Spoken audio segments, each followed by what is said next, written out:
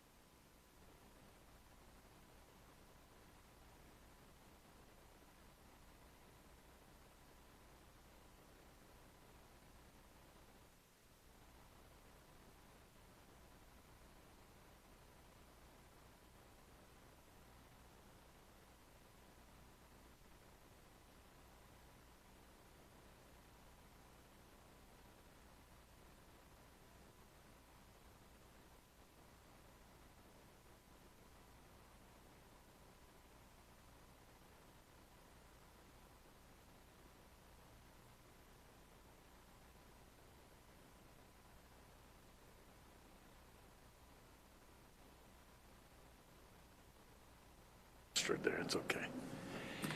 Good afternoon, everyone, and we'll call to order the Standing Policy Committee of the Safety and Social.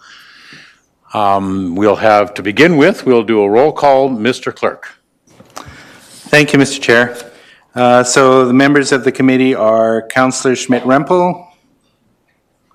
Oh, sorry, I forgot.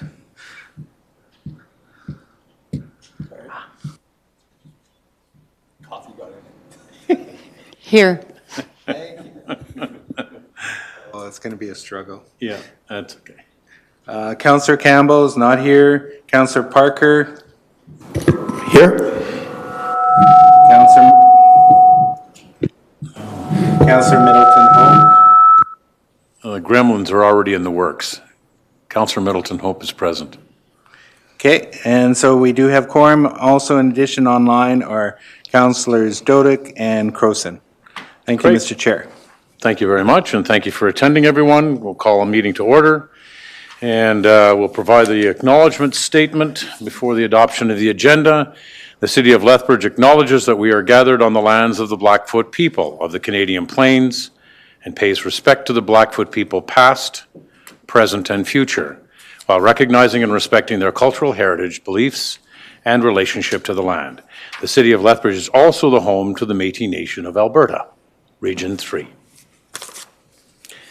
The agenda, and I will call upon Councillor Schmidt-Rempel for the adoption of the agenda. Be it resolved that the agenda of the Safety and Social Standing Policy Committee meeting of March the 21st, not January, March the 21st, 2024 be adopted as presented.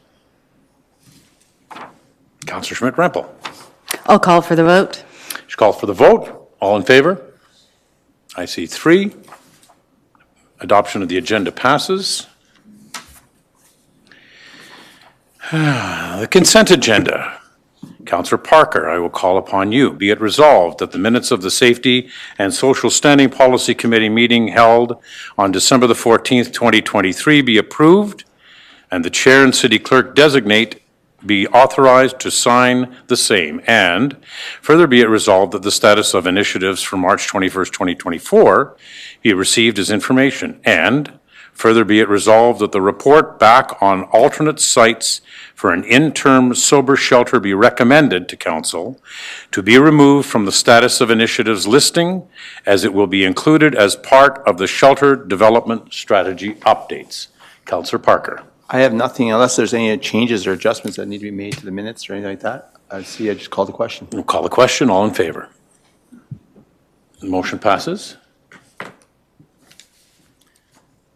All right. Great. And now for presentations, and I see that Dr. Gabrielle Weaselhead is here to provide us with a presentation. Thank you for attending. Okay, everyone, thank you for welcoming me. Yes, I have my presentation ready to go. I would just like to, if I can, share my screen, or it looks like it's already up. So I'm just wondering if anybody, how I will, is it okay if I actually share my screen? Would that be okay?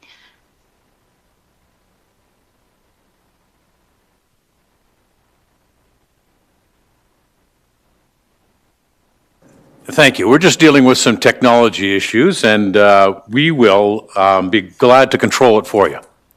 Apparently, we've got the technology. It just doesn't work all that well sometimes. Okay. All set? All right. Okay, we're all set. Okay, thank you for that. I will likely ask to, just for the sake of time, I'm going to likely ask to skip over a few slides, if that's okay. So what I have, what I'd like to present this afternoon is just an overview of the project. I'd like to present the findings of the environmental scan and an overview of the data collection and the analysis, and then the recommendations. So if I could just get you to the next slide, please. Okay, so this is just a description and purpose of the project. And so it is really inspired by the final report of the Murdered and Missing Indigenous Women and Girls Inquiry and the calls to justice that were identified therein. And so if there is a need for an Indigenous women's emergency shelter, and then to equip the City of Lethbridge and other stakeholders with the necessary data that would put them in a strong position to advocate for an Indigenous women's emergency shelter. So next slide to the methodology, please. So this is the research design, and I used an Indigenous research methodology, which I will go into a little bit more in depth. So the first part was to create the methodology and then conduct an environmental scan, which included an extensive literature review. The second part was the actual data collection, and then interviews with elders, and then the statistical data that we gathered through surveys as well, and then the analysis and write-up of the recommendations. So if I could just get you to the next slide, please. Okay, so the environmental scan, and if I could just get you to the findings of the environmental scan, just for the sake of time. Yeah, the next one. Next one. Next one. Next one. Okay, here we are. So the findings from the environmental scan. So the first point is the lack of knowledge around the role of settler colonialism. So very little consideration, let alone acknowledgement, has been given to the role of settler colonialism in providing the conditions of gender-based violence, poverty, and marginalization that Indigenous women experience. So much of the literature and the sources that we looked at were very narrowly focused on the experiences of homelessness themselves, rather than attending to the complexity surrounding settler colonialism and how the experiences of Indigenous women are actually rooted in settler colonialism, and how that shows up both conceptually and practically as a driver of policy, of funding, program implementation, and service provision. And there must be an incorporation of Indigenous culture and healing traditions as defined and led by Indigenous knowledge keepers. So this must be part of the design and implementation strategy and positioned as a right of Indigenous women that is grounded in international policy and legal precedents. So the environmental scan established that not enough was being done on the part of settler systems to provide any kind of autonomy and self-determination that Indigenous women need in healing from ongoing traumas that are both historically situated but also show up in our contemporary contexts. And then another finding was that women's shelters across the province are not inclusive of Indigenous perspectives and peoples in meaningful ways. Indigenous women fleeing violent situations are already reluctant to become involved in the system. Reaching out to a settler colonial system to seek sanctuary from the violence and poverty that the system itself is ultimately responsible for is essentially what Indigenous women are required to do. So the question then is, how can they feel safe enough to reach out? Ensuring Indigenous inclusive approaches in communication strategies will make it clear that Indigenous programming is available. If it is not available, then it must be. Indigenous people have a unique relationship with the Crown that is inclusive of federal and provincial governments and entrenched in treaty and constitutional rights that are not afforded to immigrant groups. So discontinue treating Indigenous people like any other diverse or immigrant group. So including Indigenous women and Two-Spirit gifted individuals under the umbrella of diversity and lumping them with other equity deserving groups does not attend to the unique nation-to-nation relationship that it defines Indigenous Canadian relations. Indigenous inclusion efforts must encompass hiring practices that ensure Indigenous people are working the front lines and in leadership positions, which helps to provide a deeper sense of belonging and connection to the shelter system. And so there's a lack of clarity around the impacts of gender-based violence on the health and wellness of Indigenous women, and how access to healing modalities, traditional Indigenous healing modalities, could assist in mitigating the impacts. And finally, a significant gap surrounds the role of municipalities in acting as a collaborative partner with Indigenous communities in planning for emergency shelter provision for Indigenous people in general. So these jurisdictional divides continue to mar partnership efforts. So these were the findings from the environmental scan. I would like now to jump ahead. If you could please jump ahead to the methodology there. Yes, slide 12. Thank you so much. And I want to talk a little bit about the methodology here. So, because I was hired as an Indigenous researcher to conduct Indigenous research, which is distinguished from Western research in very distinct ways. And so I'll just briefly go over this because this is an important aspect of the needs assessment project. So I used a Blackfoot research methodology that centers around the lifeways of Blackfoot people encompassed through Gimabibitsini. And this is the research methodology, Gimabibitsini, which translates in English to kindness and compassion. And it truly is a way of walking in this world. So research must be planned within a critical framework. And by that, I mean the ability to look at issues from multiple perspectives and from multiple realities.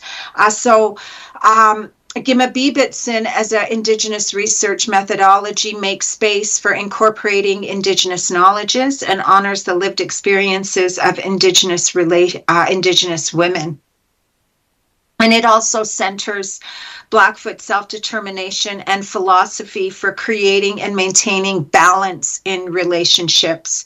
An Indigenous research methodological approach is undertaken within a framework of relational accountability, which aligns with the culturally embodied experiences of Indigenous people and honors community protocols. An Indigenous research methodology is undergirded by a set of theoretical and philosophical assumptions that redress the many ways that Western research has been employed to further colonize Indigenous knowledges and extract information from communities in ways that benefit Indigenous, or in ways that benefit Western society.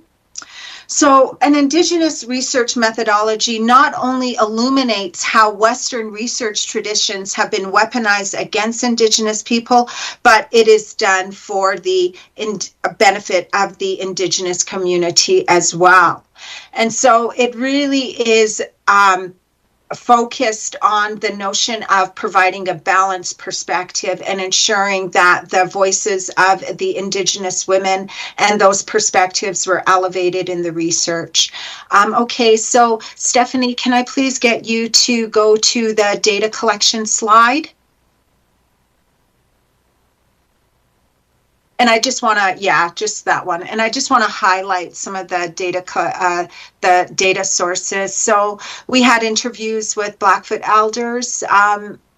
So elder knowledge was really important in this research, and it's aligned with Gimabibitsin, and that it provides a balanced perspective in the research. So we had interviews and focus groups with the following.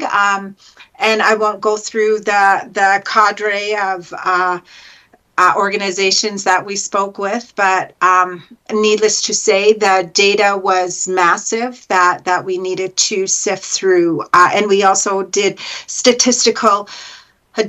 gathered statistical data. So we had 25 surveys with Indigenous women who were experiencing homelessness and accessing shelter services.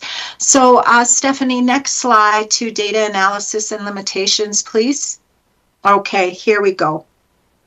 So in terms of the data analysis, I conducted an open-ended coding approach, which is aligned with our Blackfoot research methodology aimed at achieving balance. Because inductive coding is an interactive process, which means it takes longer and is more thorough than deductive coding, but it also gives us a more complete and unbiased look at the themes throughout our data.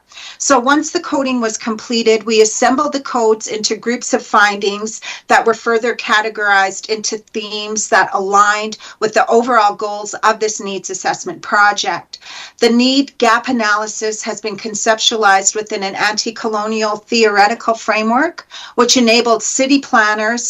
will enable city planners to better understand the experiences of Indigenous women within the context of settler colonialism and the legacies of displacement, cultural erasure, and ongoing marginalization, as outlined in the Missing and Murdered Indigenous Women and Girls Final Report. So I'll talk a little bit about the limitations. So the primary limitations related to this project revolved around data collection and participant recruitment. And a secondary secondary challenge was found in relation to the nature of this needs assessment approach, and is one that I identified earlier in the environmental scan. It's very difficult to understand the human condition of Indigenous women's experiences with violence and suffering utilizing a business model approach, because the conceptual lens revolves around a cost-benefit analysis. And our findings have shown the impacts of neoliberal thinking and practice in the ongoing reproduction of Indigenous women's homelessness. So, Stephanie, if I can ask you to go to the recommendation slide, please. Thank you so much. Okay, so the recommendations here. So through the analysis of findings and the environmental scan, it's evident that there is a need for an Indigenous women's emergency shelter in the city of Lethbridge, yet the current 21-day emergency shelter system is not necessarily conducive to supporting the complex needs of Indigenous women. When speaking with management within the Indigenous-led emergency shelters, it was evident that the provincial women's shelter system itself has marginalized Indigenous representation within its governance structure. This is reflective of the broader pattern of Indigenous people's marginalization within society in general. The ongoing marginalization and blatant disregard of the Indigenous homeless population in the city of Lethbridge is indicative of a deeply rooted problem of collective racism and denial that, while being beyond the scope of this project, we've attempted to both illuminate its origin and how it functions as the foundation of settler colonialism. From an outsider perspective, Lethbridge residents have a reputation for normalizing anti-Indigenous racism and collectively embodying racist and divisive attitudes and behaviors towards First Nations and other Indigenous groups in ways that are socially acceptable by other non-Indigenous people. So our data emphasizes how the city's current homeless serving systems of care models are siloed, with very little collaboration and communication.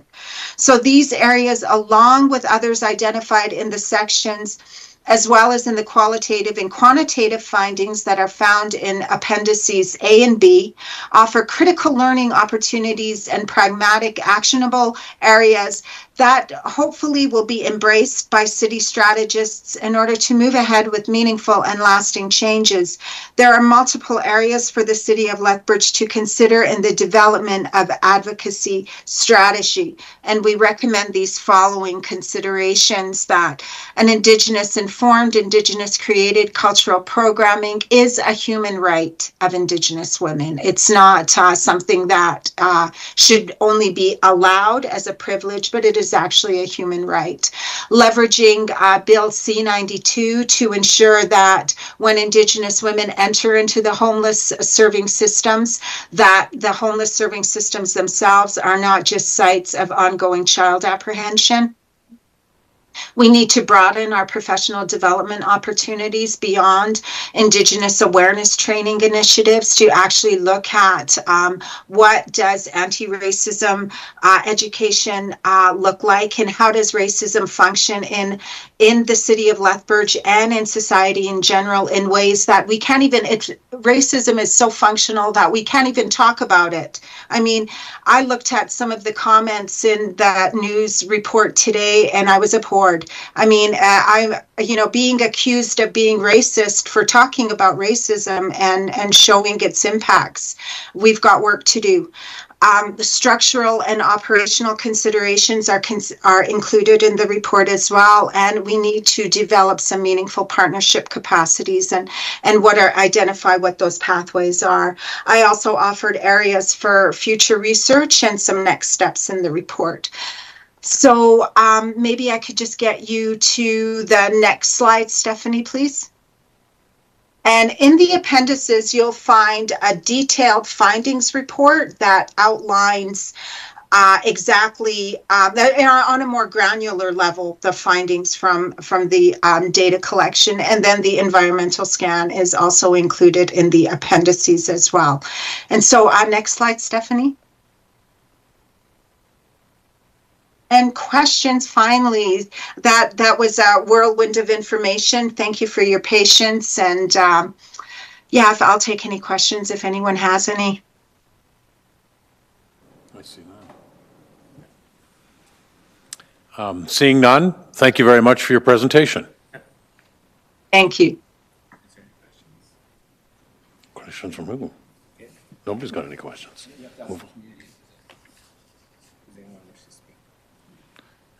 Does any member of the administration who's out in the audience wish to speak?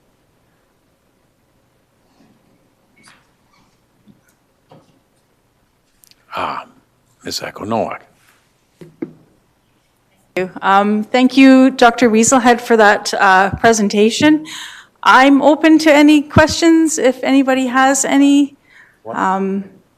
I think the recommendation was just to get this out into the public so that the community can disseminate it. I know we're in the process of doing a housing strategy with CSD, and they were very interested in the findings for today's presentation.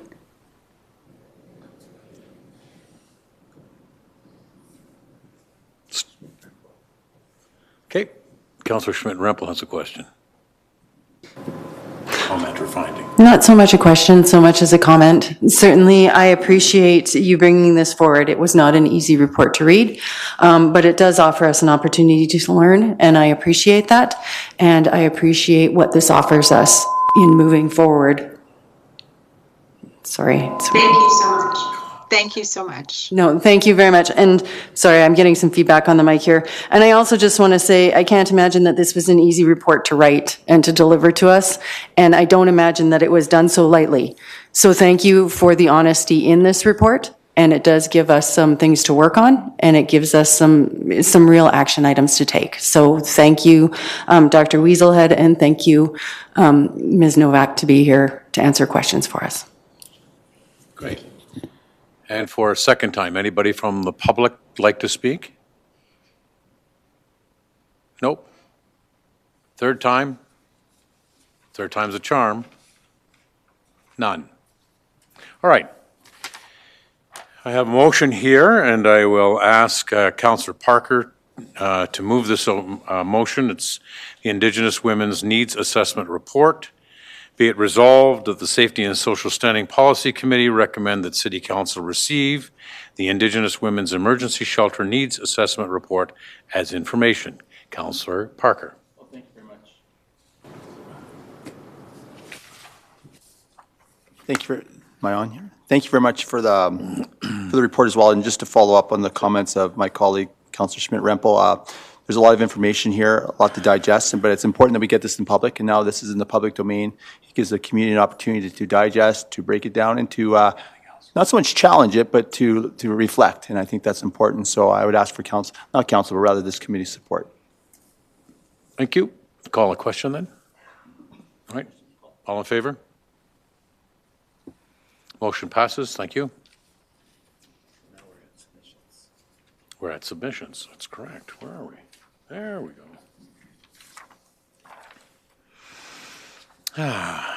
This is a motion moved by Councillor Schmidt-Rempel. Shelter Development Strategy Quarterly Update. Be it resolved that the Safety and Social Standing Policy Committee recommend that City Council receive the Shelter Development Strategy Quarterly Update as information.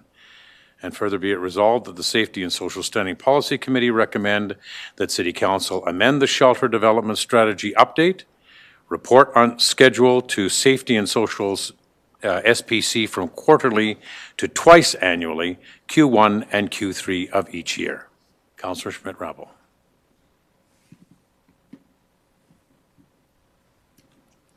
Thank you very much. I have a question with regards to this, so if any of my other colleagues have questions with regards to this? Nope, go right ahead. So a question with regards to this, and I believe, Ms. Kleisinger, I would address this to you. Looking at this coming forward, we're looking at moving these to quarterly updates. That doesn't affect the other updates that we're getting insofar as the encampment strategy or any of those other updates, correct? Those will still come forward as scheduled. Okay. Thank you very much. That was my last question. Okay. No other questions? Seeing none, call the question then. Yes? Sure. All right. Call the question. All in favor? Thank you. Motion passes. He never gives up, does he? Councillor Parker, National Inquiry into Missing Indigenous Women and Girls Work Plan Update. Be it resolved that the Safety and Social Standing Policy Committee recommend that City Council receive the update on the National Inquiry into Missing Indigenous Women, Girls Work Plan as information. Councillor Parker. Question? Question has been called. All in favor? Motion passes. Thank you. And now we go to item 7. Who? All right, Stephanie, you have anything to say? Anybody else? All right. We are adjourned. Thank you.